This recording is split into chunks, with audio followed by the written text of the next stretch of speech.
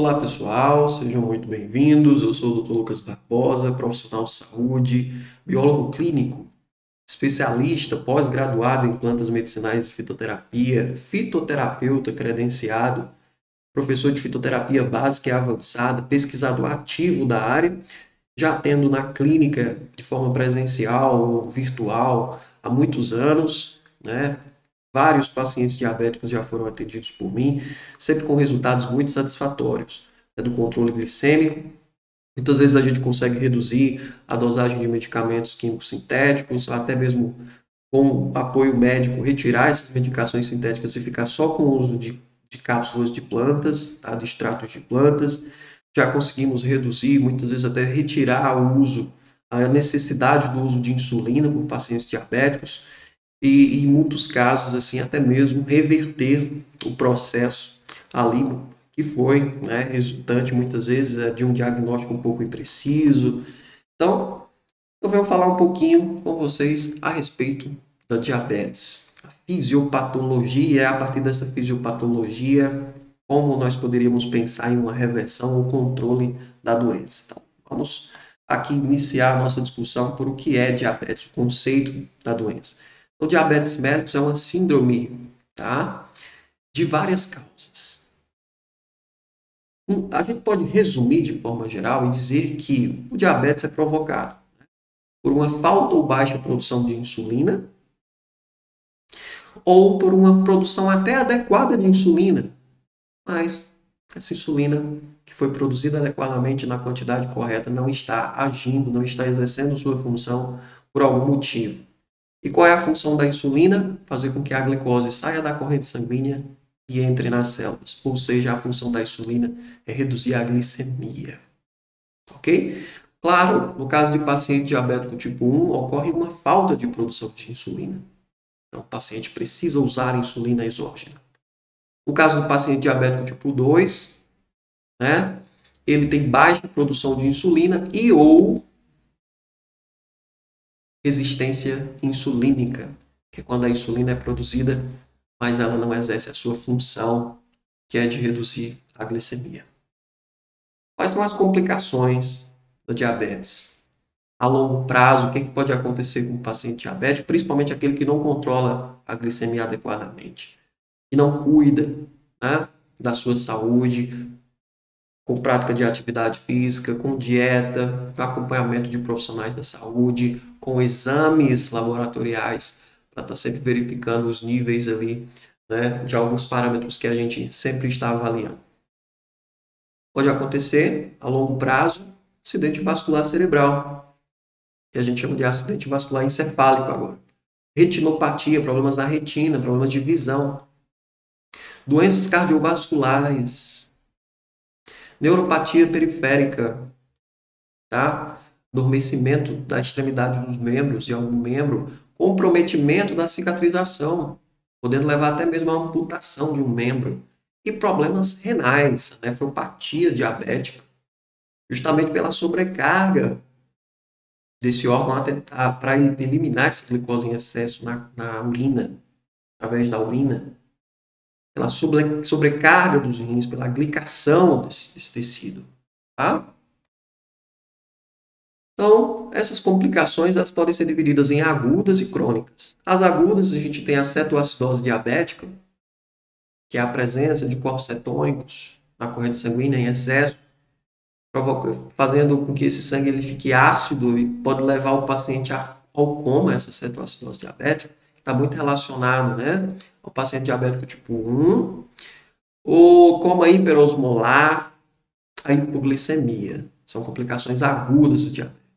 Já as complicações crônicas, nós temos as microvasculares, sendo elas a nefropatia, problema nos rins, neuropatia, problema nos nervos, e retinopatia, problema na retina, de visão.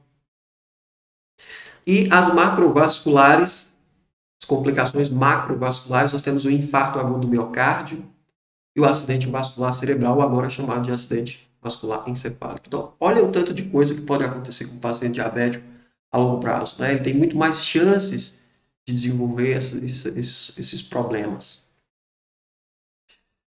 Como é que é feito o diagnóstico de diabetes? Através de exames laboratoriais e observação dos sintomas clínicos, os sinais, tá? Então, nós observamos o que para fazer o diagnóstico? Os médicos observam o quê?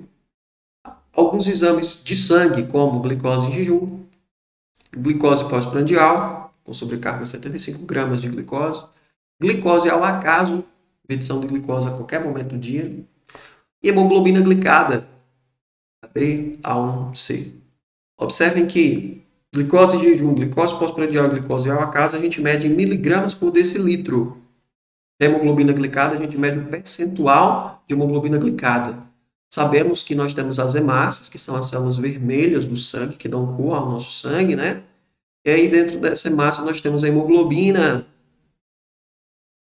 E essa hemoglobina, quando tem excesso de glicose na corrente sanguínea, essa hemoglobina vai sendo glicada.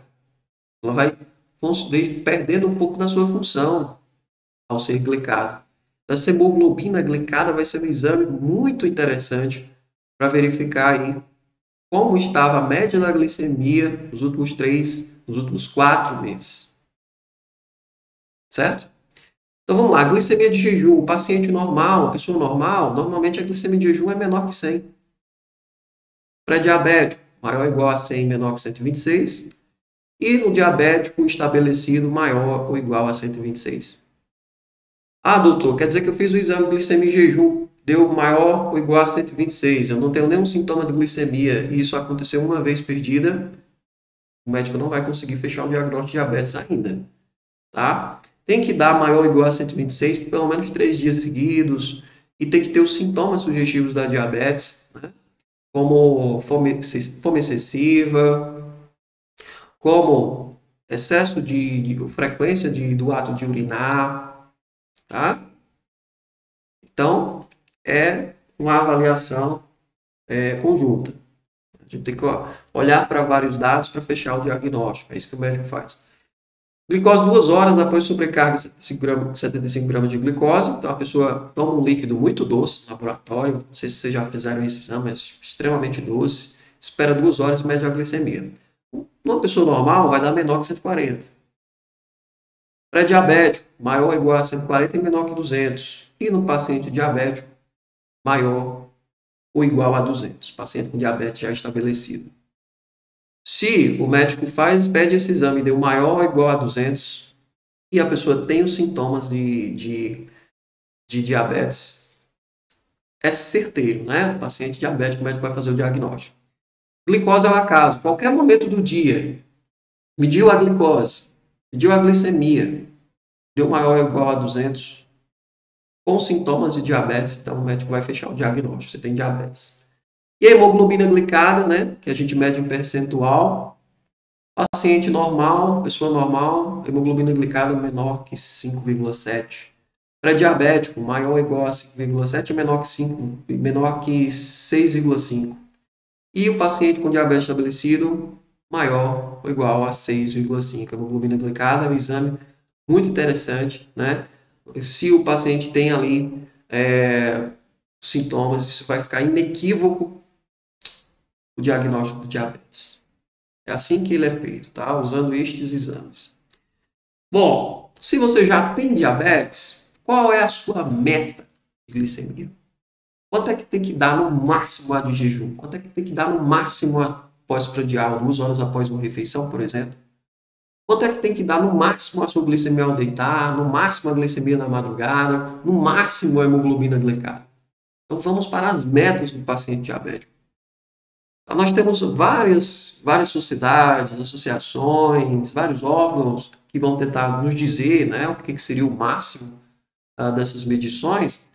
Temos uma sociedade internacional aqui que vai nos dizer, né, que a glicemia de jejum tem que estar entre 70 e 130, no máximo 130 miligramas por decilitro. Paciente que já tem diabetes, né?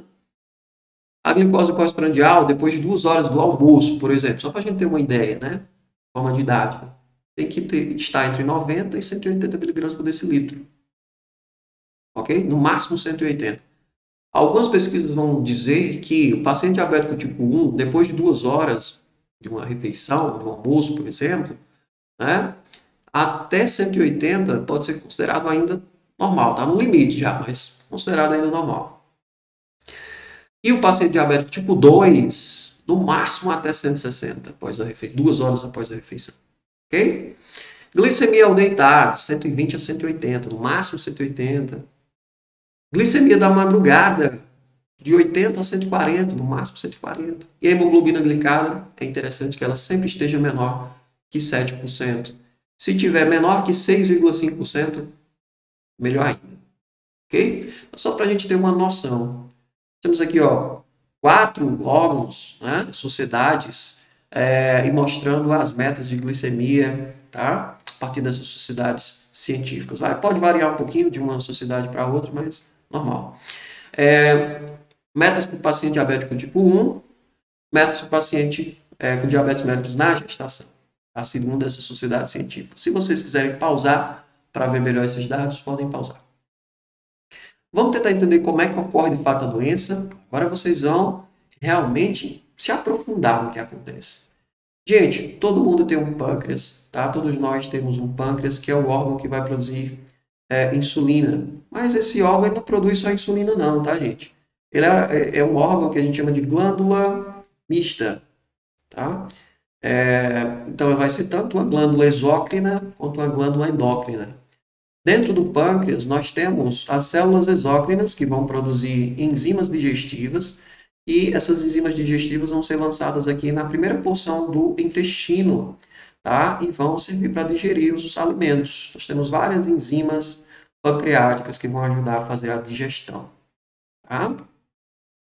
E nós podemos observar essas células exócrinas que vão produzir essas enzimas digestivas. Mas, entre essas células exócrinas, nós temos uma estrutura, né, que vai se repetir bastante dentro do nosso pâncreas, e aqui eu destaco ela. A gente chama de ilhota de Langerhans. Essa ilhota de Langerhans, ela tem várias células dentro dela e vários vasos sanguíneos passando também dentro dessas ilhotas. Dentro da ilhota nós temos as células delta, que produzem somatostatina. Nós temos as células alfa, que produzem glucagon. Glucagon é um hormônio que vai elevar a glicemia, tá, gente? Hormônio importante para a gente entender esse processo. E nós temos as famosas células beta, que vão produzir insulina. E a insulina reduz a glicemia, como nós sabemos.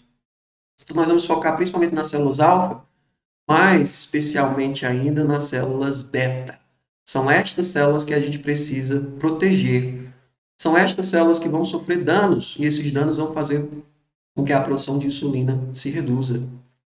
Ok? No paciente diabético tipo 1, essas células beta são destruídas pelo próprio sistema imunológico desse paciente. Então, ele precisa controlar o sistema imune dele. Perfeito? Claro, chega a um nível em que não sobra mais nada, né? Então, se elas forem totalmente destruídas, o paciente vai precisar usar insulina, não tem como. Mas se ainda sobrarem algumas células beta, a gente pode estimular essas células beta a produzir mais e mais insulina para tentar compensar aquelas outras que foram destruídas. Ok? Então, a gente, por exemplo, pensa na regeneração das células beta que foram destruídas, na multiplicação de células beta já existentes, né? Aumentando aqui a quantidade de células beta nas ilhotas de Langerhans, ou a gente pensa em fazer com que as células beta que sobraram produzam uma quantidade bem maior de insulina para suprir as células que foram destruídas. Esse é o mecanismo que a gente pensa de reversão do diabetes, tá? Claro, quando o sistema imune continuar atacando as células beta, elas vão ser destruídas. Então, a gente precisa controlar o sistema imune, controlar esses anticorpos que são produzidos para destruir essas células beta. Ou mesmo para destruir a própria insulina. Isso pode acontecer também. Imagina só o sistema imune produzindo anticorpos para destruir a própria insulina endógena da pessoa. Tá? Isso pode acontecer. Então, aqui nós temos um esquema da célula beta. Ok? Esquema da célula beta. Observem como ocorre a produção de insulina por esta célula. Deixa eu só ver se eu consigo tirar aqui, gente, esse texto, para vocês verificarem melhor. Aí fica melhor para a gente visualizar. Bem melhor, né? Então, como é que essa célula produz insulina? A glicose, ela entra na célula através de um canal chamado GLUT2. Então, é preciso ter esse canal GLUT2 para a glicose entrar na célula beta. E quando a glicose entra, ela passa pela glicólise, pelo ciclo de Krebs, pela cadeia transportadora de elétrons, e no final de todo esse processo, vocês não precisam entender aqui o que ocorre. A partir da glicose que entrou, a gente vai produzir, a célula vai produzir ATP, tá? ATP é energia para a nossa célula, é energia da nossa célula. E esse ATP, gente, ele vai bloquear canais de potássio. Esses canais de potássio permitem que o potássio que estava dentro da célula saia da célula. Mas agora o potássio não vai mais conseguir sair da célula, porque o canal está fechado. Ele foi bloqueado pelo ATP. Imagina, se o potássio não está mais saindo da célula, ele vai se acumular dentro da célula. Isso vai provocar uma despolarização da membrana da célula. Tá? E quando a membrana despolariza, os canais de cálcio são abertos. Quando os canais de cálcio são abertos, o cálcio que estava do lado de fora da célula vai entrar na célula. E quando o cálcio entra na célula, ele vai fazer a liberação da insulina. E agora sim a insulina pode ser mandada para a corrente sanguínea. É assim que as células beta vão estar jogando insulina para a corrente sanguínea. Claro, né? Se esse processo não funciona, vamos supor, por exemplo, que a gente destrói todos os canais GLUT2. A glicose não consegue entrar, consequentemente a insulina não vai ser liberada porque a gente quebra essa via. Então, os canais GLUT2 têm que estar numa quantidade boa para que a glicose entre na célula beta e produza todos esses efeitos e a insulina seja liberada na corrente sanguínea. Vamos supor que por algum processo o canal de potássio continua aberto, então não vai ter acúmulo de potássio despolarizando a membrana e fazendo com que os canais de cálcio se abram. Também vai impedir o processo. Pessoal, tem algum medicamento químico, sintético, que a gente possa pensar que vai atuar nessa via de produção da insulina? Tem sim, pessoal. Tem sim. Tá? As sulfonilureias, que é uma classe de medicamentos usados, né, para o controle da glicemia, sabe o que essa classe vai fazer, essa classe de medicamentos? As sulfonilureias, elas vão justamente bloquear os canais de potássio. Tá? Então, o medicamento químico que você toma, ingere, vai lá para o seu estômago, vai para o intestino, é absorvido, vai para a corrente sanguínea, chega às células beta e vai bloquear os canais de potássio. Se bloqueia os canais de potássio, o potássio se acumula dentro da célula, despolariza a membrana, os canais de cálcio se abrem e aí vai ocorrer a liberação de insulina para a corrente sanguínea. Perfeito? Nesse caso aqui, a sulfonilureia vai estar fazendo a função do ATP. Certo? Pessoal, em relação a essa conversa, gostaria de falar para vocês como é que ocorre essa produção, essa liberação de insulina, né? Nós temos a fase 1 de liberação rápida da insulina, aqui a gente vê, né? Aqui o tempo e aqui a quantidade de insulina que está sendo liberada. Essa liberação rápida vai estar sendo mostrada aqui, né, gente, no gráfico. Isso é o que acontece numa pessoa saudável, tá? Pessoa saudável sem diabetes. Ingere lá algum alimento rico em carboidrato, né, ou então aminoácidos. Então, o pâncreas dela vai ser estimulado a produzir insulina a partir de hormônios que a gente chama de moléculas que a gente chama de incretinas. Essas incretinas vão ser produzidas no nosso trato gastrointestinal e servirão justamente para estimular o pâncreas a produzir insulina. As incretinas são extremamente importantes para estimular o pâncreas, as células beta a produzir insulina, liberar essa insulina, tá? Então, pessoal, ocorre o pico de produção de insulina, liberação rápida de insulina. Aqui nós temos os estímulos, a glicose, aminoácidos, as sulfonilureias, o glucagon, que eu disse para vocês que eleva a glicemia. e alguns hormônios do trato gastrointestinal. Então, a insulina que estava estocada, ela vai ser liberada rapidamente, fase de liberação rápida da insulina. Você acabou de se alimentar, né? Por exemplo. E aí, nós temos a fase 2, que é a fase de liberação lenta da insulina, para manter uma certa estabilidade da quantidade de insulina na corrente sanguínea, tá? Para manter uma certa estabilidade.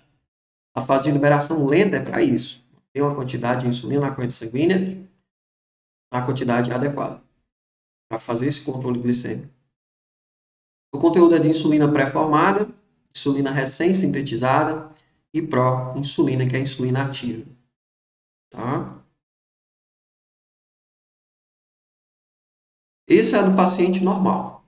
É isso que a gente espera que os medicamentos façam, ou que as insulinas, né, melhor dizendo, façam. A gente considera a insulina como uma medicação.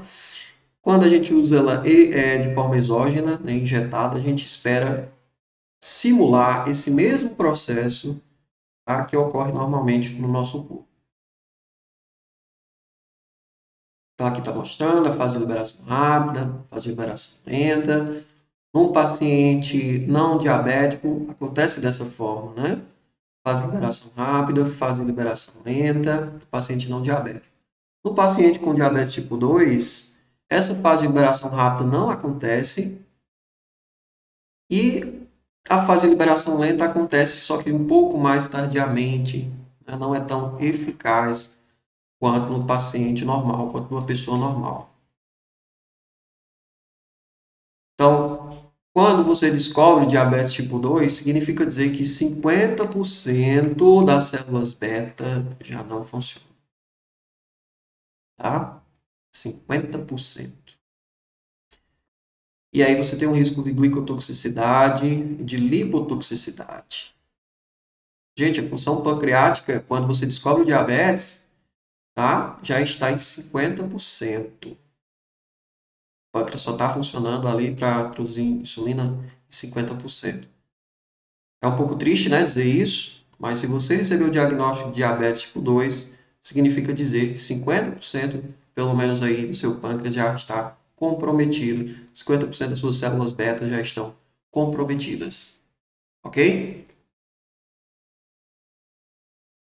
Bom, a insulina foi produzida, nós já vimos como é que isso ocorre, e agora ela cai na corrente sanguínea e vai para todos os órgãos. E o que a gente vai focar mais? No tecido gorduroso, tecido adiposo, nos músculos e no fígado. Ok? Vamos ver o que a insulina vai fazer em cada um destes tecidos.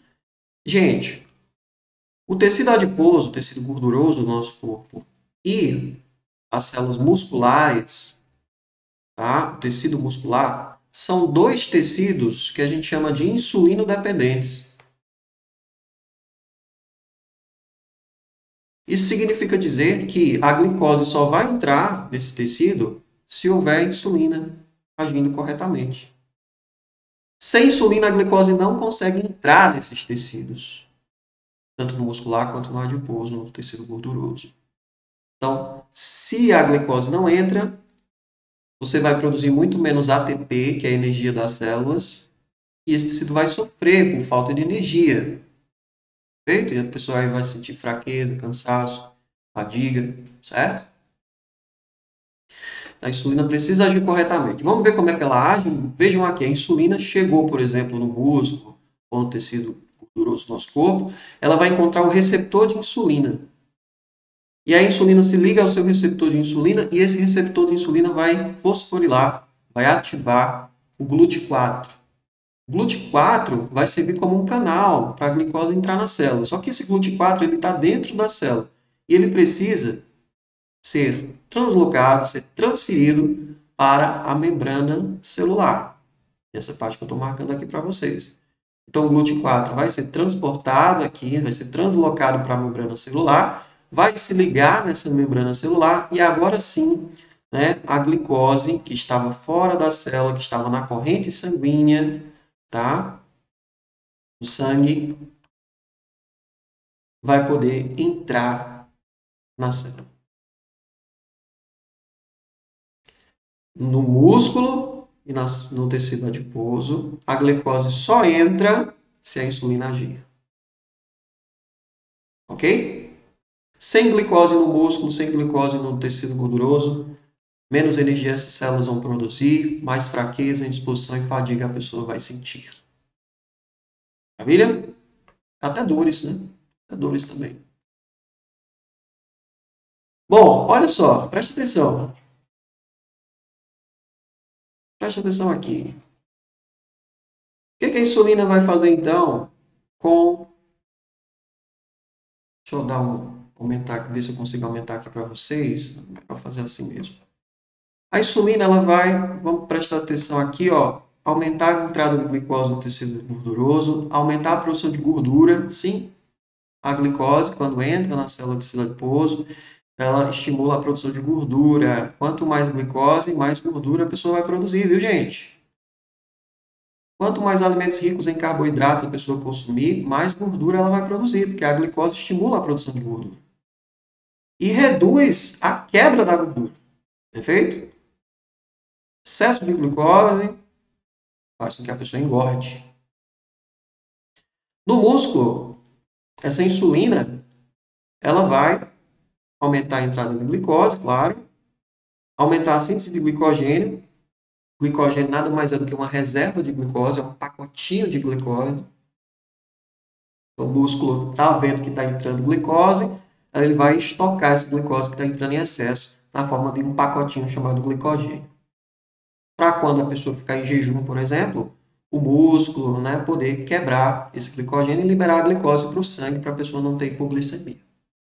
Então, pessoal, se você fica em jejum, a primeira coisa que o seu corpo vai fazer é quebrar glicogênio no músculo, no fígado também. É o estoque que ele armazenou de glicose. Quando acabar o glicogênio, o músculo vai quebrar gordura para produzir energia. Tá? Mas vamos continuar aqui no músculo. A insulina vai também aumentar a síntese de proteínas no músculo. Ok? Aumenta a síntese de proteínas. A insulina é um hormônio anabólico de construção. Ela aumenta a síntese de proteínas e também aumenta a síntese de gorduras. Guardem isso na cabeça. No fígado, a insulina ela vai reduzir a gliconeogênese, certo? Ela vai aumentar a síntese de glicogênio, o estoque de glicose, né? Vai aumentar. E vai aumentar a produção de gordura, a lipogênese. O excesso de insulina na corrente sanguínea pode provocar fígado gorduroso. Filha? A esteatose hepática que a gente... Professor, e o que é resistência insulínica? Explica aí pra gente entender de forma bem tranquila. Muito simples, gente. Resistência insulínica é quando a insulina é produzida corretamente, na quantidade certa, tá? Na quantidade adequada. Então, a insulina, ela é produzida corretamente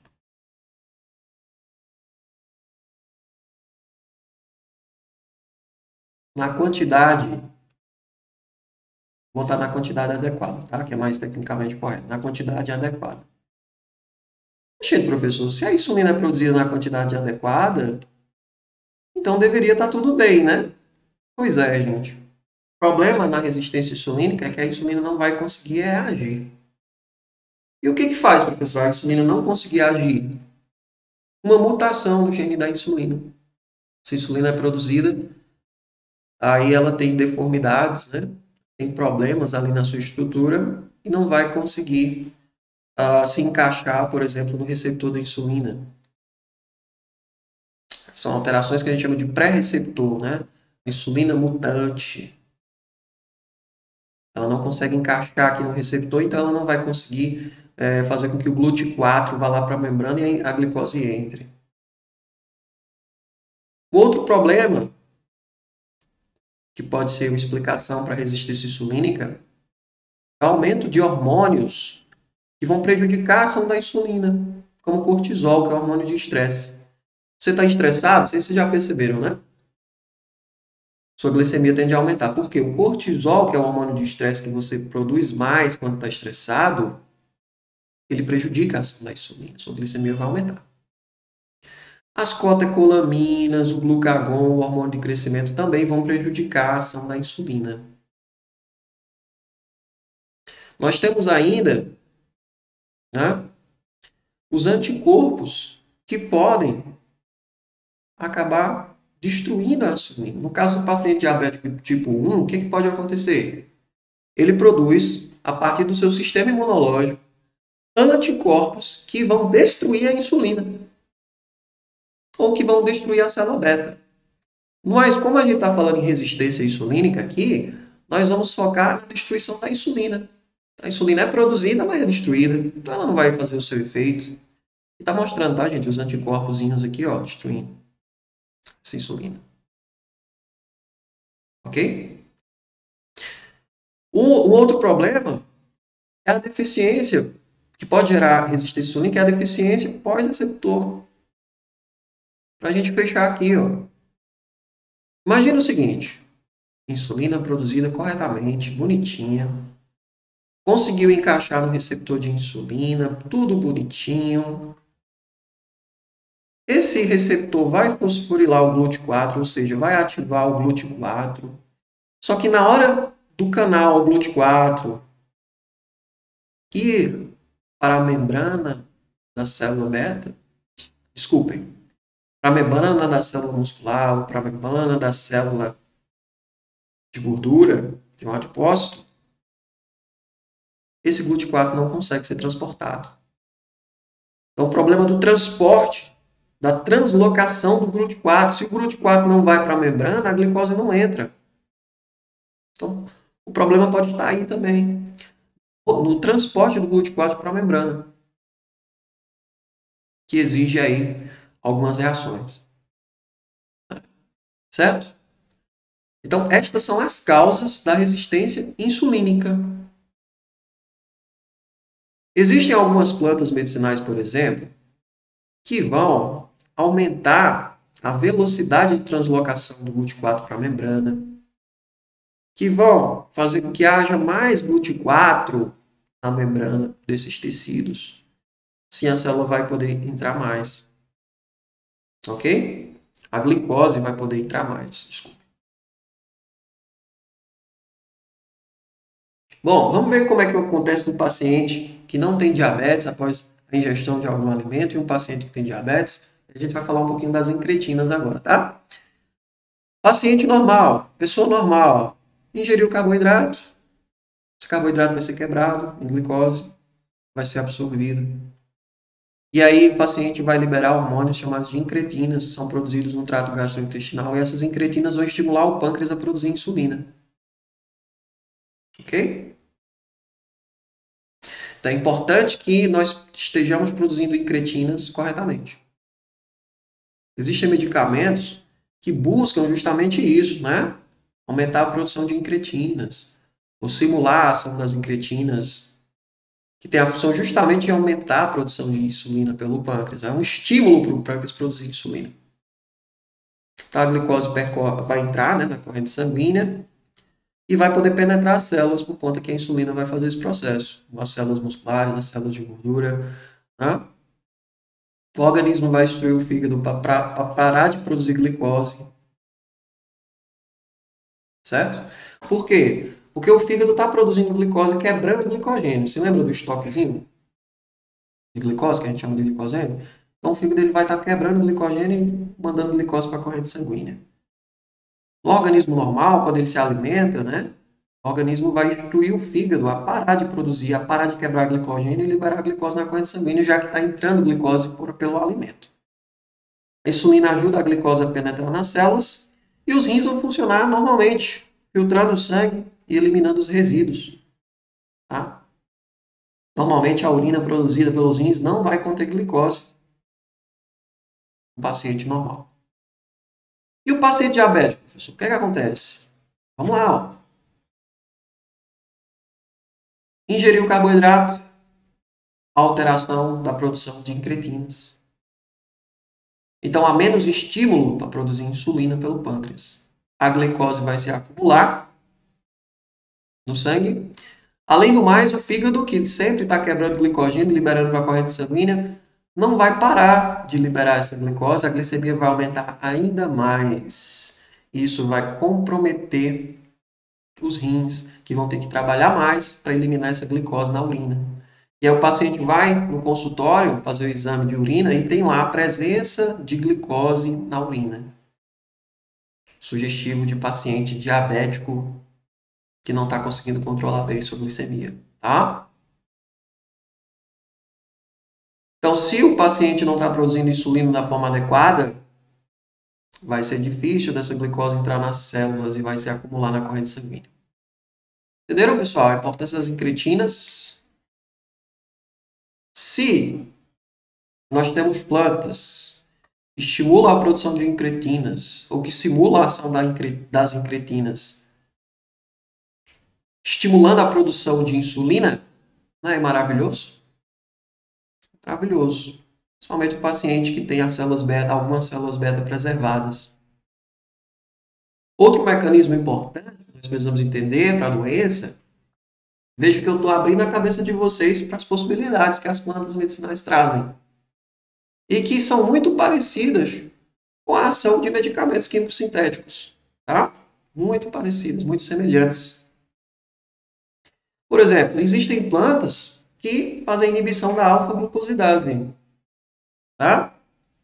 Aqui nós temos a alfa-glucosidase e vamos entender o que ela faz. Então, você ingere um carboidrato, tá? Esse carboidrato ele é quebrado, ele se transforma em oligosacarídeo, que nada mais é do que um monte de glicose, que é uma glicose, outra glicose, outra glicose, outra glicose, tá? O organismo não consegue absorver a glicose quando ela está assim coladinha uma na outra, na forma de oligosacarídeo.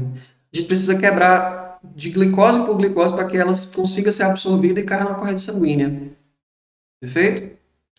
Então, por exemplo, né, tem aqui um oligosacarídeo, a alfa-glicosidase, que é uma enzima, né, vai se ligar a esse oligosacarídeo e vai quebrar as ligações entre a glicose. Dessa forma, vai liberar a glicose para ser absorvida pelo intestino e essa glicose vai cair na corrente sanguínea. O que a gente pode fazer, gente? A gente pode inibir a alfa-glicosidase.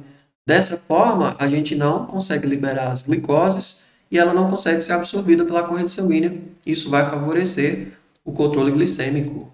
Isso vai reduzir a glicemia, principalmente após uma alimentação, após uma refeição. Ok? Então, a inibição da alfa-glucosidase vai fazer com que menos glicose seja absorvida para a corrente sanguínea. Por exemplo, existe um medicamento que é chamado de acarbose que tem essa função. Olha só, a pessoa ingere lá o comprimidinho, ingere lá a acarbose, e ela também é uma molécula que é bem parecida, né? Um polissacarídeo, ou um oligosacarídeo. E aí a gente tem aqui a função. O que é que ela faz? Ela se liga na alfa-glucosidase e impede dos oligosacarídeos da alimentação se ligarem. Dessa forma, né, ela impede a liberação dessa glicose, desses oligosacarídeos. Sendo assim, a gente reduz a glicemia. Existe uma planta aqui, né, usada no protocolo de diabetes controladas, LMJ, que foi criado por mim, depois de muito estudo, e uma dessas plantas tem essa função de inibir a alfa e a beta-glucosidase. E essa inibição vai ser importante principalmente para o controle da glicemia pós-prandial. Bom, aqui a gente tem destacado o papel das incretinas, né, de forma mais detalhada, de forma mais aprofundada. A pessoa ingere o alimento, as incretinas vão ser produzidas, né, pelo trato gastrointestinal. As principais são a GLP-1 e a GIP, principalmente a GLP-1. E elas vão estimular o pâncreas a produzir insulina. Então, aqui há aumento da produção de insulina, e isso vai fazer com que a glicose saia do sangue e entre nas células, reduzindo a glicemia. Ok? Isso vai melhorar o controle da glicemia de jejum e também pós-prandial. Pessoal, existe uma enzima que vai inibir as incretinas. E a gente não quer que esse processo aconteça, sendo bem didático para vocês. Porque as incretinas vão estimular a produção de insulina. O nome dessa enzima é DPP4. Então, se a gente consegue inibir a DPP4, a gente permite que as incretinas possam agir por mais tempo. Então, uma das funções de algumas plantas medicinais também é inibir a DPP4, fazendo com que as incretinas ajam por mais tempo e possam continuar estimulando o pâncreas a produzir insulina. Perfeito? Interessante a gente inibir a DPP4, né, gente? Nesse caso aqui, claro, de forma temporária, né, novos DPP4 vão ser produzidos e tal. Vamos entender quais são os tipos de diabetes. Falamos de diabetes, citamos alguns mecanismos fisiopatológicos, temos muito a aprender, né? Mas vamos entender agora quais são os tipos de diabetes. Tem um diabetes tipo 1, que é caracterizado pela deficiência de insulina, que pode ocorrer devido à destruição autoimune das células beta, né? É identificado por meio de exames laboratoriais, ou sua natureza pode ser desconhecida, e ela vai exigir o uso de insulina exógena. O uso de insulina vai ser essencial. Se o paciente deixar de usar insulina, ele pode até morrer, tá? Tem que usar insulina, o paciente diabético tipo 1. Paciente diabético tipo 2. Perda progressiva da secreção de insulina combinada com resistência insulínica. Nós já vimos as causas da resistência insulínica, né?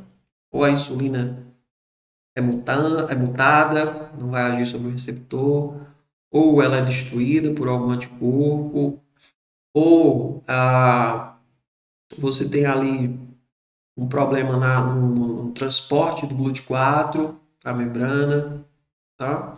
Então, nós discutimos ali as causas. Ou você tem a produção de hormônios que vão atrapalhar a ação da insulina, como, por exemplo, o cortisol. Ok? Nós temos ainda o diabetes gestacional, que vai ser a hiperglicemia diagnosticada durante a gestação. Neste caso, a paciente não poderá usar medicamentos orais, tem que usar insulina diretamente, tá? Ficou bem claro, né, gente? Isso. E existem outros tipos de diabetes, como a diabetes neonatal, a diabetes que é secundária a infecções. A pessoa teve infecção e desenvolve diabetes. Depois de uso de medicamentos, sim, tem medicamentos que vão ter como efeito adverso aumento da glicemia. Tá? As endocrinopatias e a doença do pâncreas. Então, qualquer problema nas células beta, claro, vai comprometer a produção de insulina. Vamos supor que você tem um tumor no pâncreas. Isso pode comprometer a produção de insulina. Vamos supor que você tem pancreatite, inflamação do pâncreas. Pode comprometer a produção de insulina. Então, a gente precisa proteger o nosso pâncreas para evitar esses problemas. Professor, qual a diferença de diabetes tipo 1 e tipo 2? A tipo 1, ela afeta cerca de 10% dos pacientes com diabetes. Né? Se você verificar todos os pacientes com diabetes, 10% deles têm diabetes tipo 1 e 90% têm diabetes tipo 2. O início do tipo 1 é súbito, a pessoa sente sede, fome excessiva, micção frequente, né? Urina várias vezes, fadiga, náusea, vômito e perda de peso. É bem fácil de explicar esses sintomas, né, gente? Pela fisiopatologia.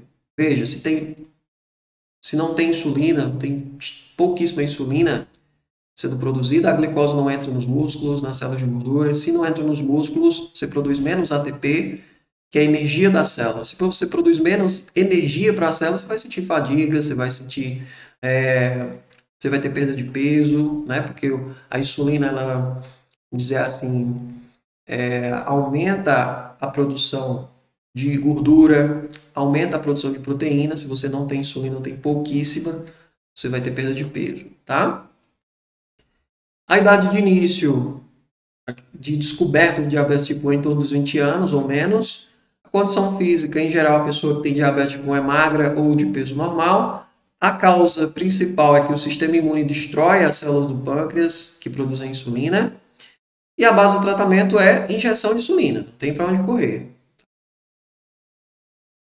Tipo 2, diabetes tipo 2, o início é lento, difícil de detectar, a pessoa também vai sentir sede acentuada, pode sentir fome acentuada micção frequente, né? Vai urinar frequentemente, pode sentir fadiga também, cicatrização difícil de feridas, formigamento nas mãos e nos pés, infecções frequentes, isso aqui pode ser uma causa também bem, assim, um sintoma, né, gente? Um sinal, né, na verdade. É bem interessante para o diagnóstico, infecções frequentes, como por exemplo candidíase frequente e tudo mais, e perda de peso. Às vezes o paciente faz o exame e está apresentando perda de peso, apresenta outros sintomas, o médico vai lá, vai desconfiar de diabetes mellitus tipo 2. Em geral, a pessoa descobre aos 40 anos ou mais, né, embora o número de casos esteja aumentando bastante entre jovens, principalmente com o uso excessivo de alimentos fast food. Em geral, a pessoa ela vai apresentar excesso de peso, nós vamos discutir por que isso ocorre, tá? Entender bem por que isso ocorre e como tentar reverter. E as causas: falta de exercício físico, alimentação inadequada, excesso de fast food, consequente obesidade, né? E tem um fator genético muito importante. Por exemplo, pai e mãe com diabetes tipo 2, né? Faz com que o filho tenha grande chance de também ter aí na fase adulta. Tem que cuidar bem mais. Quem tem pai e mãe com diabetes tem que cuidar bem mais para não desenvolver na fase adulta, tá? Ou até mesmo na fase de idoso. A base do tratamento, diabetes tipo 2, é a mudança no estilo de vida, prática de atividade física, controle da dieta, possivelmente complementada com fármacos, medicamentos, com plantas medicinais, fitoterápicos e até mesmo com o uso de insulina. Depender aí de como está essa glicemia. E tem a diabetes gestacional, que a grávida vai sentir sede acentuada, micção frequente, fadiga e outros sintomas semelhantes ao diabetes tipo 2. Vai acontecer somente a faixa etária reprodutiva, né, durante a gravidez, na gestante. As causas são, principalmente, gente, hormônios que vão ser produzidos pela placenta, tá? Que vão impedir a ação da insulina. Pode acontecer isso. Hormônios que a placenta produz vão impedir a ação da insulina e a mulher vai desenvolver diabetes gestacional. E a base do tratamento é mudança no estilo de vida, né, possivelmente complementada com injeção de insulina. Aqui a mulher não pode usar medicamento oral para redução da glicemia, ela vai ter que usar insulina diretamente. Perfeito? Bom, a diferença dos sintomas aqui nós temos uma comparação, ok? Eu vou poder discutir um pouco mais com vocês posteriormente. Tipo urinar muito, podendo voltar a urinar até mesmo na cama, ter muita sede, emagrecer rapidamente, grande fadiga associada a dores musculares intensas, justamente porque a glicose, né, não está conseguindo entrar no músculo, não está conseguindo entrar nas células de gordura, e aí você vai produzir menos ATP, que é energia para as células. Comer muito sem nada aproveitar, dores de cabeça, náuseas e vômitos. Dores de cabeça, náuseas e vômitos, característica de diabetes tipo 1.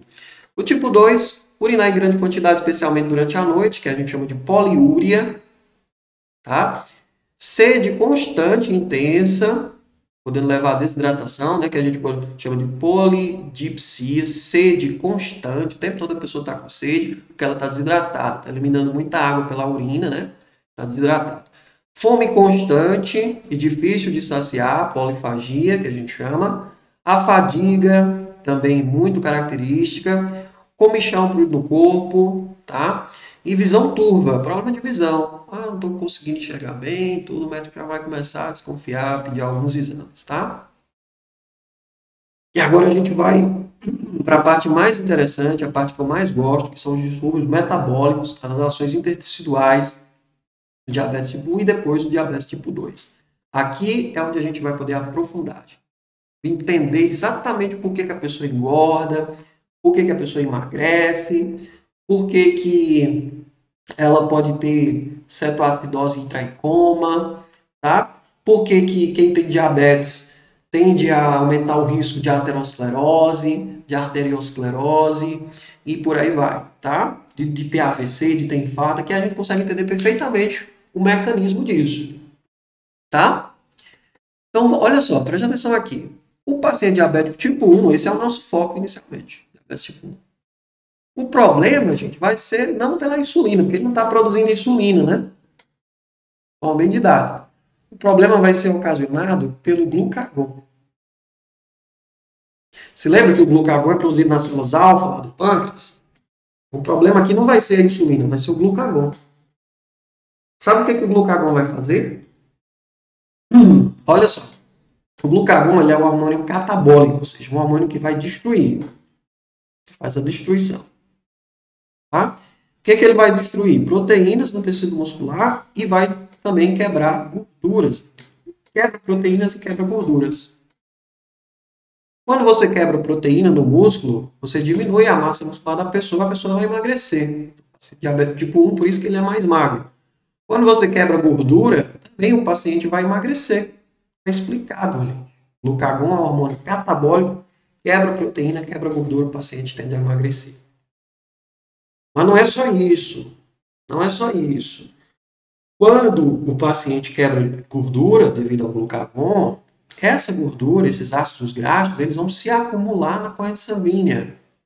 Isso é prejudicial. Se você tem excesso de gordura na corrente sanguínea, né, gente? Os vasos sanguíneos podem acabar entupindo. A pessoa sofrer aí com infarto. Ok? Esses ácidos graxos vão se acumular na corrente sanguínea. Eles vão passar pelo fígado, tá? Vão ser convertidos em gordura. Essa gordura na forma de triglicerídeos, triacilglicerol, né?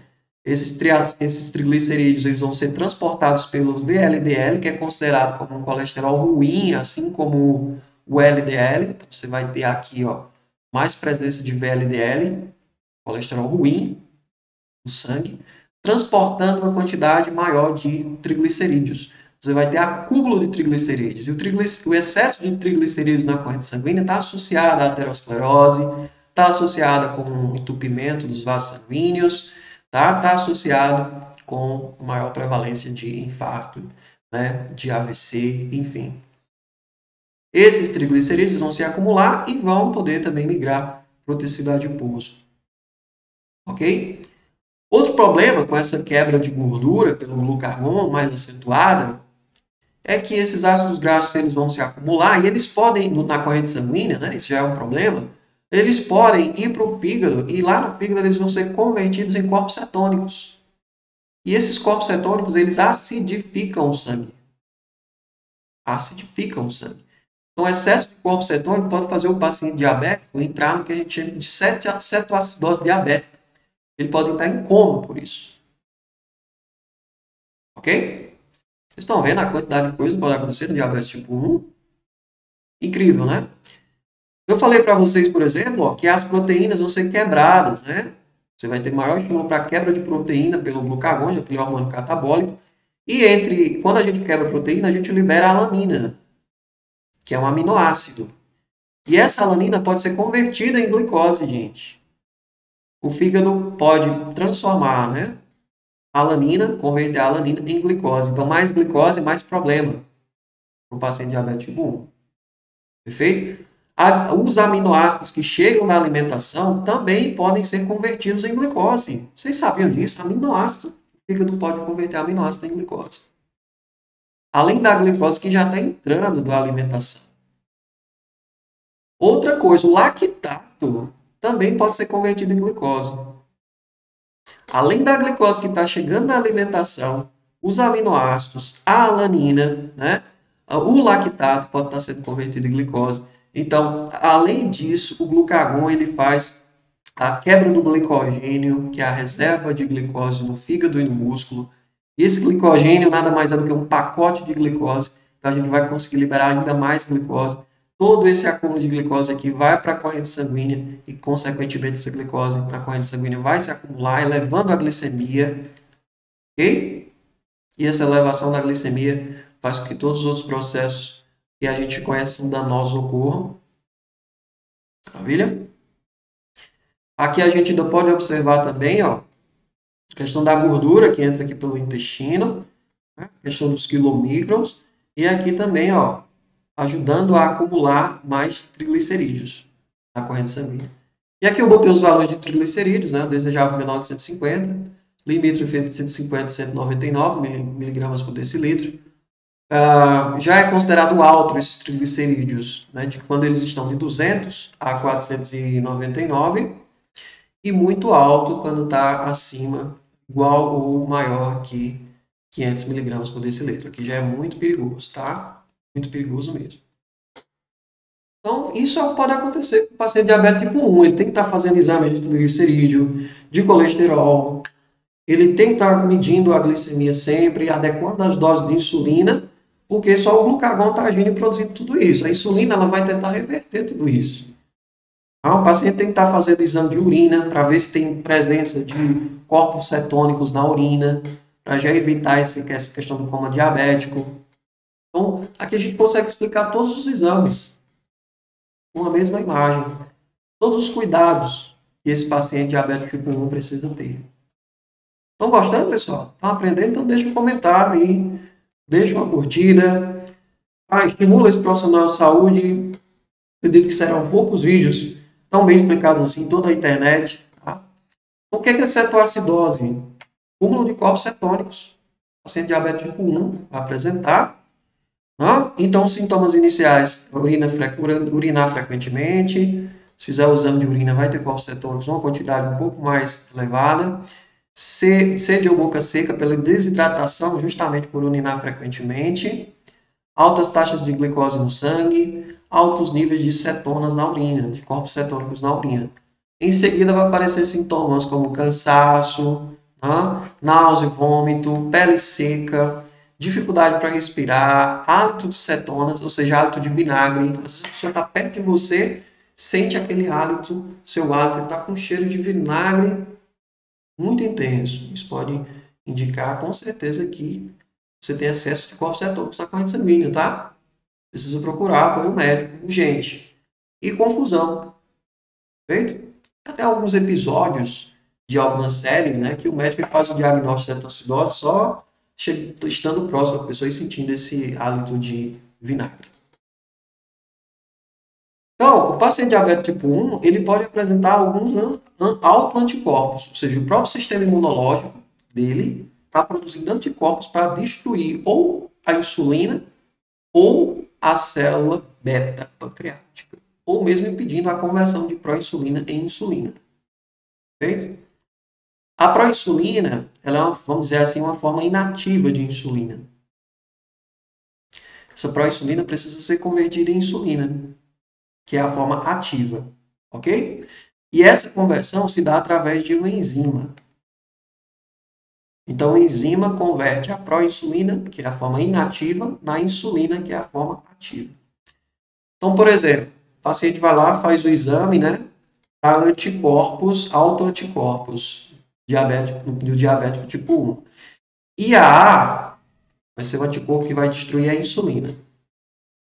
ICA vai ser o anticorpo que vai destruir a célula beta.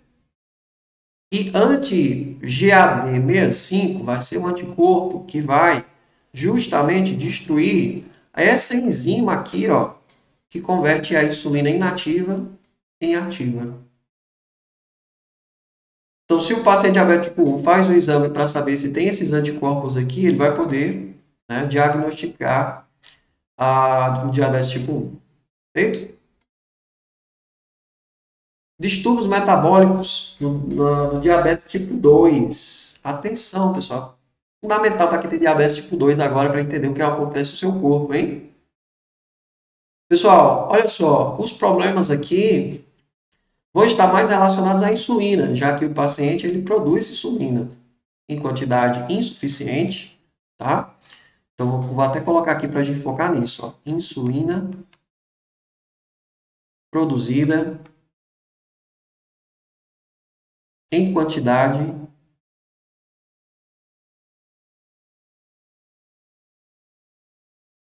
insuficiente. Esse é o nosso foco, tá? Insulina produzida em quantidade insuficiente. A insulina, gente, é um hormônio anabólico, é um hormônio de construção. Ok? Então, a insulina, ela vai aumentar a produção de proteína no músculo e ela vai aumentar a produção de gordura, tecido de gordura. Certo? Só que aqui a gente tem insulina de forma insuficiente. Mesmo assim, é possível que o paciente diabético tipo 2 tenha essa ação de aumento da produção de proteína e de gordura. Se você aumenta a produção de gordura, você vai engordar. Ok? No início aí, quando o paciente tem resistência insulínica, por exemplo, o corpo ele tende a produzir mais insulina, já que ela não está agindo de forma adequada. O mecanismo de defesa do nosso corpo é, se essa quantidade que eu estou produzindo não está sendo suficiente para reduzir a glicemia, eu vou produzir mais insulina. Aí o corpo começa a produzir mais insulina. E aí, né, para tentar controlar a glicemia, às vezes isso não é suficiente e aí a pessoa vai ter que usar alguns medicamentos, vai piorar a resistência insulínica com o tempo. Maravilha? Então aqui, pessoal, a pessoa ingere os carboidratos, né? A glicose é quebrada, principalmente aí pela alfa-glicosidase, que nós vimos lá. Os aminoácidos também podem ser convertidos em glicose, o lactato pode ser convertido em glicose, a alanina, que é o aminoácido principalmente, né, pode ser convertido em glicose. Aqui está a gordura da alimentação entrando, né, principalmente pelos vasos linfáticos, tá, levando aí a questão dos quilomicrons. E esse transporte dessa gordura, né, através do VLDL, essa gordura que é na forma de triacilglicerol, que vai ser usada para produzir energia para o nosso corpo, tá? Nesse caso aqui, ó, os aminoácidos estão entrando, esses aminoácidos podem ser convertidos em glicose, a glicose que já está entrando aqui, né? Essa glicose pode ser convertida em gordura também, ok? Essa gordura vai ser transportada pelo VLDL.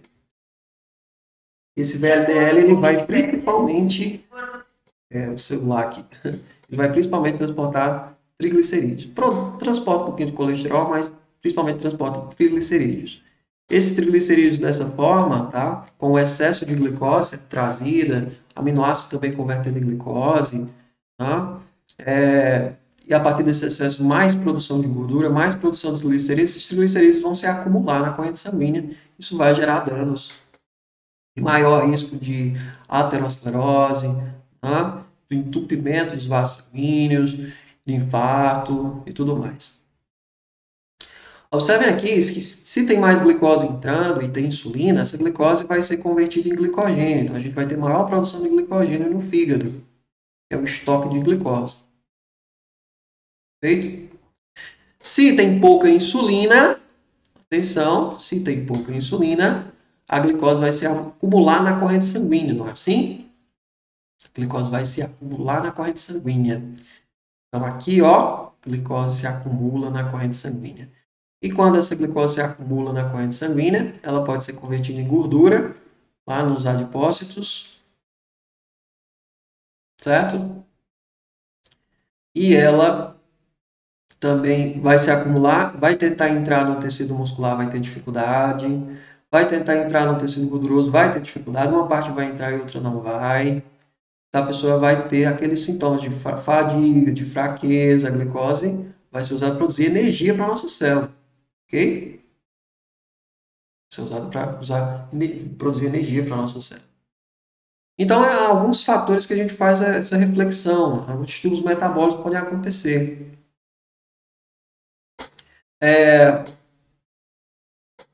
Quando a glicose se acumula, sanguínea, ela pode ser convertida em gordura, por isso que a pessoa pode engordar.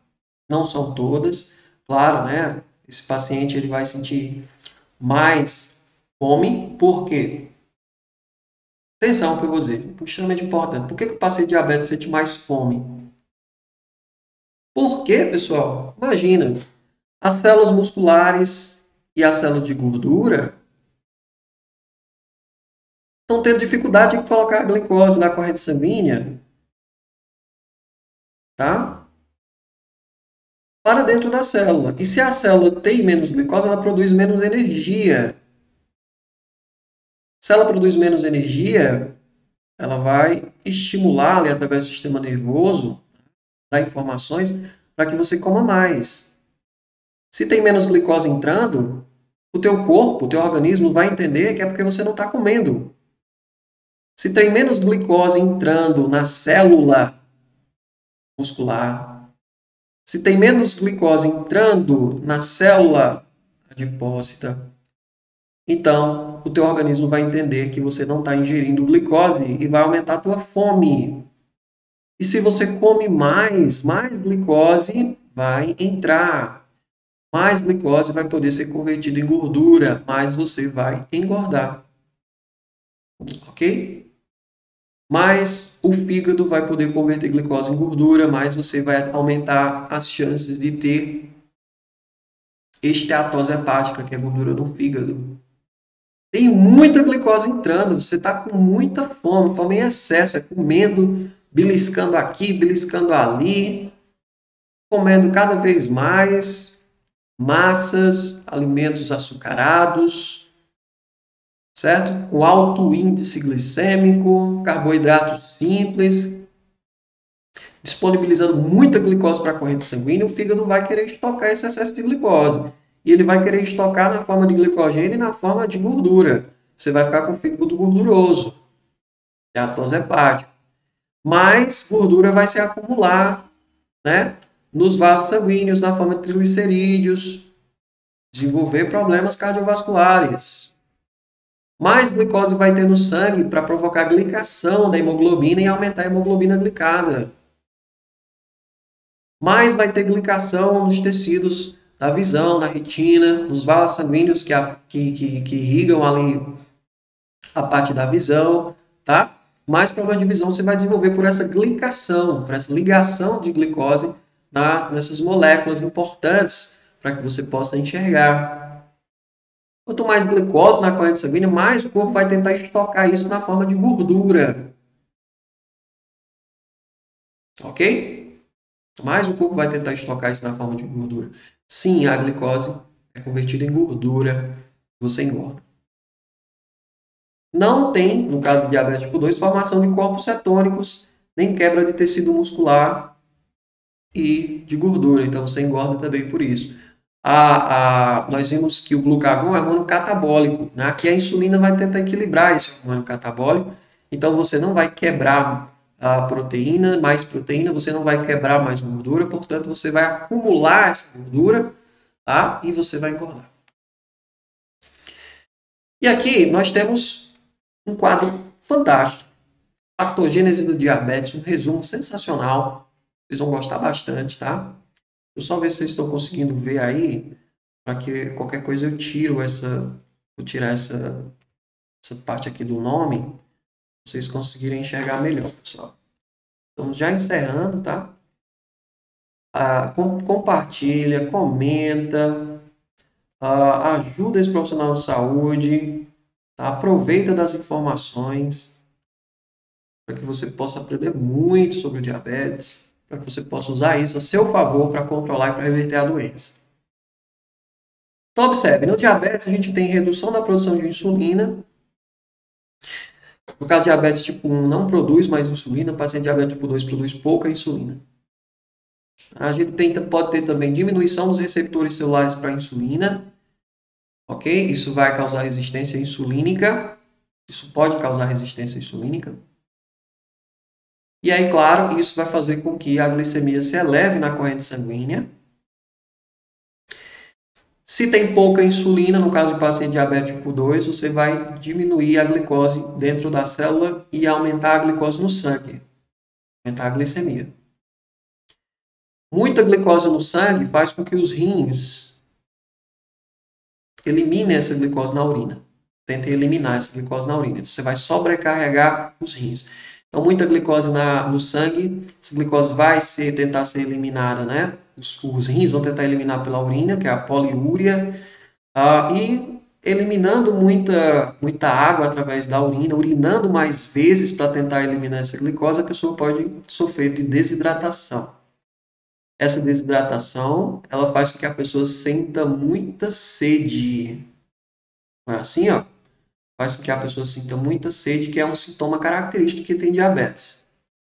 A diminuição da glicose na célula faz com que o organismo pense que você está ingerindo pouca glicose e vai fazer com que você coma mais, que é a polifagia. Ok? Isso acontece no paciente diabético tipo 2. Maravilha? Agora vamos tentar entender a questão do aumento dos triglicerídeos plasmáticos, que pode acontecer no paciente diabético tipo 2. Né? Se você tem uma elevação da glicemia e a diminuição na utilização da glicose, você pode ter o aumento da destruição de gordura, e essa gordura ela vai para o sangue, né? Vai lá para o fígado, vai lá para o sangue, ser transportada através do VLDL na forma de triglicerídeos. Então, você tem uma elevação dos triglicerídeos plasmáticos. Essa elevação de glicerídeos plasmáticos, de gordura, né, no sangue, aliada à questão do excesso de fome, pode levar você à obesidade, né? Principalmente o excesso de fome, comer demais, pouca atividade física, né? Controle alimentar totalmente inadequado, isso pode levar você à obesidade, que vai fazer com que diminua os receptores celulares para a insulina, retornando aqui para o início, ó, todo o quadro novamente. Isso é o diabetes tipo 2. Agora vamos tentar entender a questão do diabetes tipo 1, né? Você não tem produção de insulina praticamente. E aí, o que é que acontece? A glicose não vai entrar na célula. O glucagon vai quebrar a proteína no músculo. E aí você tem diminuição da utilização da glicose no tecido muscular e o aumento da destruição do músculo. Isso vai gerar fraqueza, vai gerar emagrecimento. Nós vimos que o glucagon também quebra gordura, né? Você vai emagrecer, só que com os triglicerídeos elevados, riscos. Você mesmo magro tem mais risco de infarto. Ok? E a mesma coisa. Se a célula muscular não está conseguindo colocar a glicose para dentro, você produz menos energia para essa célula, que é o ATP, você vai sentir fraqueza muscular, emagrecimento, dores nos músculos, dores de cabeça. O tecido adiposo também, né? Diminui a utilização da glicose, porque a glicose não consegue entrar devido à insulina não estar sendo produzida, não consegue entrar na célula, a glicose não consegue entrar na célula. Você vai ter aumento da destruição de gordura, isso vai aumentar triglicerídeos, e isso também vai aumentar a questão dos corpos cetônicos na corrente sanguínea. Isso vai provocar hálito cetônico, hálito com cheiro de vinagre, e vai provocar também a eliminação desses corpos cetônicos em excesso na urina. Vai ser urina mais ácida, vai ser uma urina com a presença de corpos cetônicos.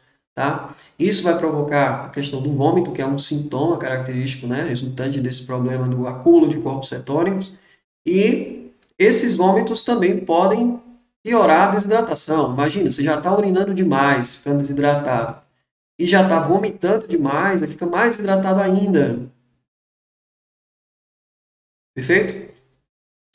Então, se você estiver vomitando, gente, e urinando demais, você fica desidratado.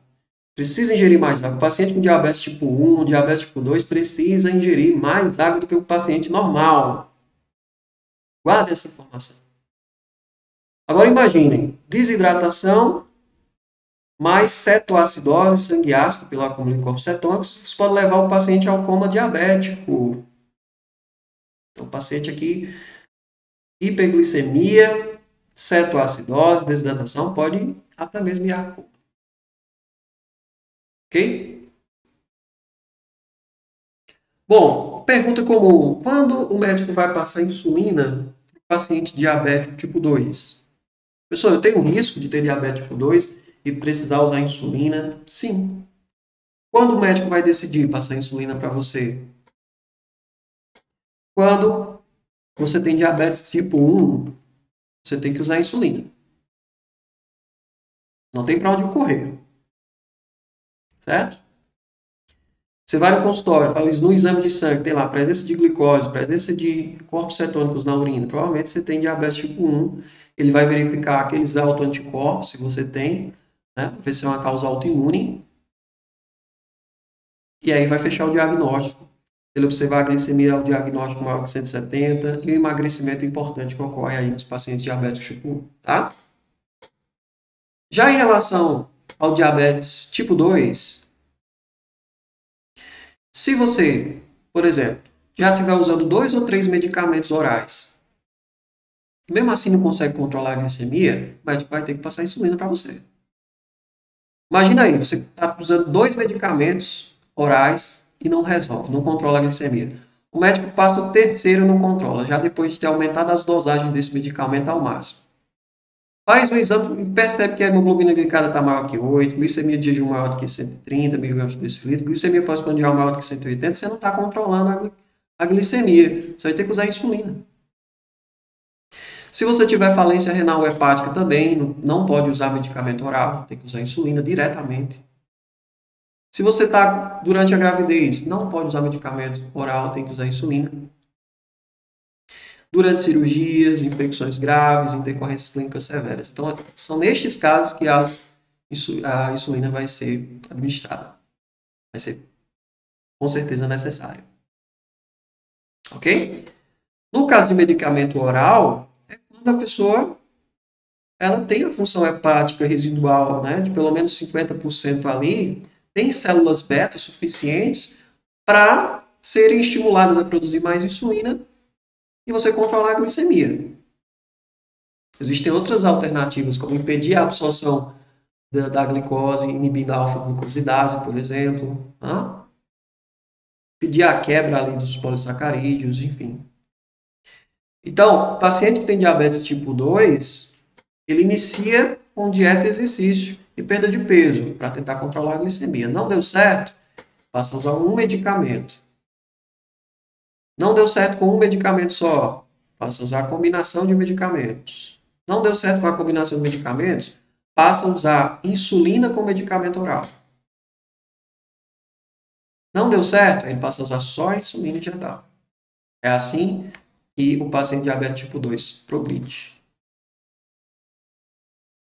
E a insulina você tem várias formas de aplicação, né? Você tem as seringas, você tem as canetas, você tem a bomba de infusão contínua. Inclusive, hoje já está surgindo lá nos Estados Unidos uma forma de administração que é por via inalatória de insulina. Tá?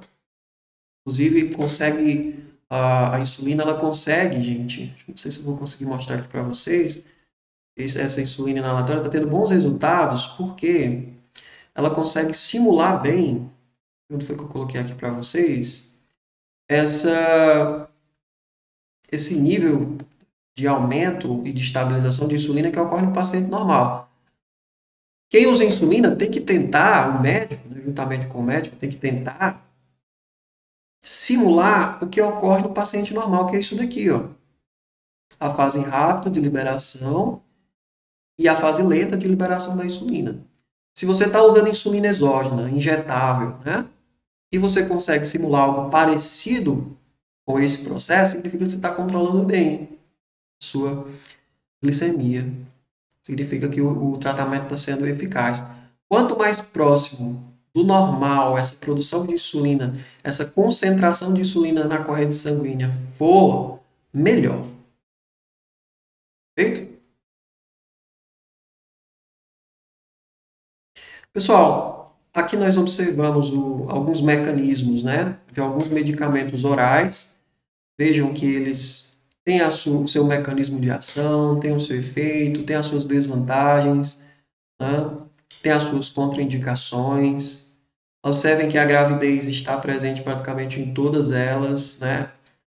Com exceção dos agonistas de GLP-1, que são das incretinas, dos inibidores do DPP-4, que é a enzima que destrói as incretinas, tá? Ou os inibidores do SGLT2. Observem aqui também que insuficiência renal e hepática são contraindicações comuns desses medicamentos, em alguns deles.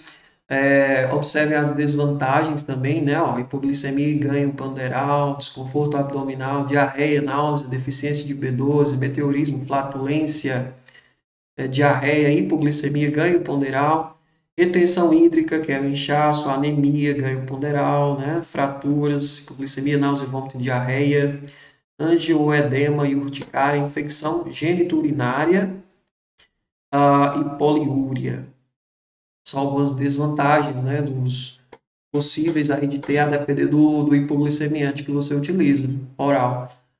Aqui você tem as classes de hipoglicemiantes, você tem as sulfonilureias, né, que vão inibir ali aquele canal de potássio.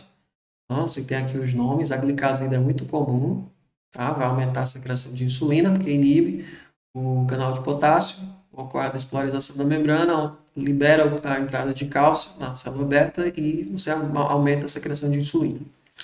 Você tem as biguanidas, a principal é a metformina, tá? Que aumenta o efeito periférico da insulina, aumenta a ação hepática. Tem muitos mecanismos interessantes da metformina que poderiam ser estudados. Você tem os inibidores da alfa-glucosidase, como foi o caso da carbose, né? Que reduz a absorção de carboidratos. Você tem as mitiglinidas, né? Vão aumentar a secreção de insulina. As glitazonas, né?